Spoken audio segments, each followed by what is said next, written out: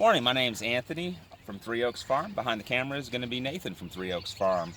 We're out here today going to do a quick spring tour of our growing areas. I want to start out this morning with a little bit of advertisement. Our white rib Swiss chard is come back from its winter dormancy, is ready to go, and in fact will be bolting to flower fairly shortly. So we've got it on sale this week at the farm, 80 cents a pound. That's 1/3 the grocery store price. Can be used in salads, green mixes, all kinds of things can be made with the Swiss chard. It's looking absolutely beautiful. It's tender, it's tasty. Unfortunately, in a week or two, we won't be able to sell it anymore as the flower stalks will come out and the leaves will shrink and become bitter. All right, what we have here is our onion crop. The onions will start to be ready as green onions. In the next 2 weeks. Those will be the ones that decide to bolt. That means that they throw up a flower stem. Those we sell off as green onions. The rest will bulb happily into the large globe onions that we're used to seeing over the next month or so and start being ready about the middle of May. What you see planted is approximately 75,000 onions. 3 varieties. We've got candy apple reds, we've got early whites, and we've got legend yellows. The legend yellows are a test this year. We haven't done yellows in about 4 years because they didn't do well the first year we did them, but we're going to try them once again. We plant them 2 wide with a 1-foot walkway, and you can see that they're growing wonderfully. We look forward to once again having the best onions in South Carolina. What we have here is our asparagus bed. About 2 years ago, we planted about 75 crowns of asparagus, mostly Jersey Night, both male and female plants. There is a difference in asparagus. What I'm standing in front of is a female plant.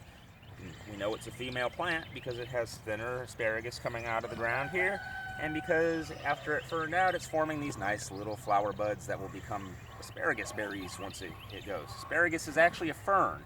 These are going to leaf out and become nice feathery branches that'll sit all summer. The part of the asparagus we eat, you can actually see is coming in right now. If you look down here, you can see some shoots coming up, and you can also see some shoots that we have pulled previously.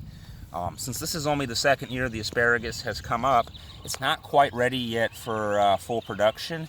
We will have some to sell at request only. It'd be something that you can ask about when you come by the farm. We can't guarantee that we'll have any. We just don't have it in production levels yet. As you can see, this is a male plant over here, and you can see the much thicker spear that is coming out of the ground right now. And we're going to walk on down the bed real quick just to give you an idea of what we're working with here.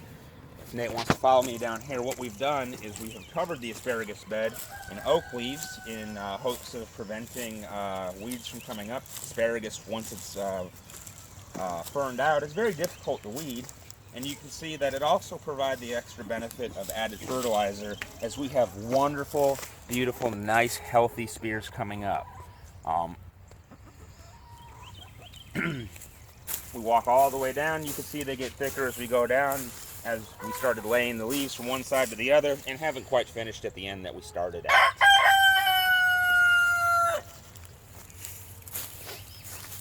Over here on Nathan's right, we're doing a test crop.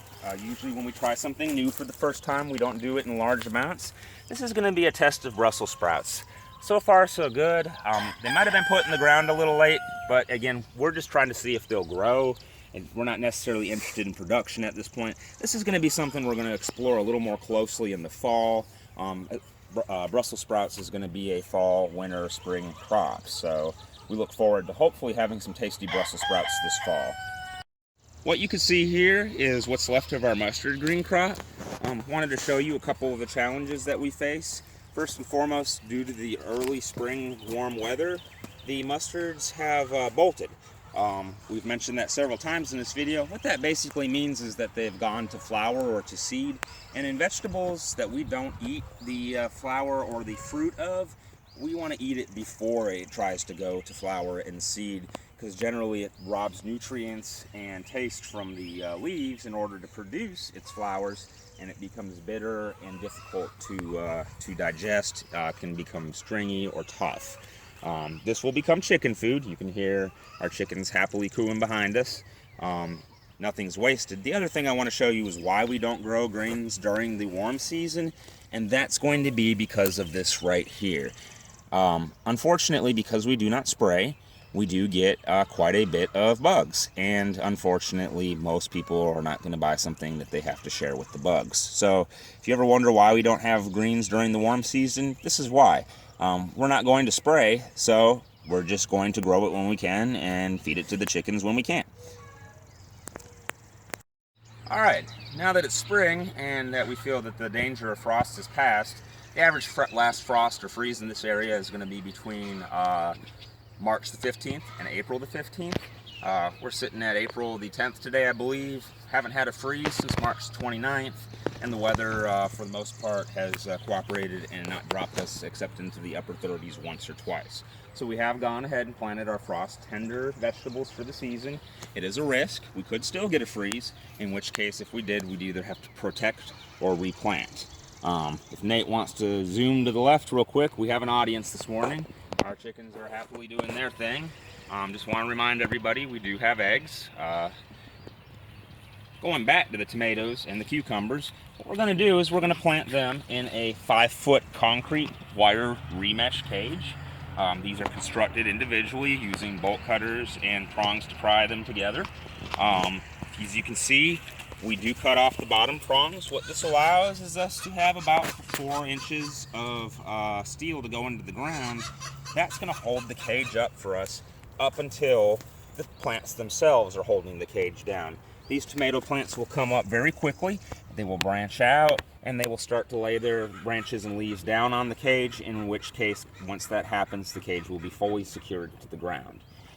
Since these work so well with the tomatoes, we're going to try something new this year, and we're going to do our cucumbers in them as well. Cucumbers are known climbers. We've, in the past, planted them on the ground. They do just fine there, but we feel like we can probably save some space by growing them straight up. Will be an experiment, but we have grown cucumbers on trellises in the past, so we don't feel like this is going to be anything that's an issue. In fact, it'll probably be nothing but beneficial. We'd like to thank you all for joining us this morning. Obviously, we're not done for the season yet. We've still got plenty of things to plant. We haven't got our peppers in the ground yet. We've still got a bunch of herbs to get going. We don't have okra planted yet. It's too early for that, and a number of other things that we'll try. We always welcome suggestions. We can't try and grow everything that everybody wants, but if we have enough requests, we'll at least make an attempt at it. Obviously, if we've attempted it before, we're probably not going to try it again. We do try things 3 or 4 times before we give up on them. Some things just don't grow well up here. We will be at the farmers markets this year, most specifically the Clemson Farmers Market on Friday. Any decisions on any other markets we'll release on our Facebook page in the weeks to come. Y'all have a great day, and thanks so much for joining us at Free Oaks Farm.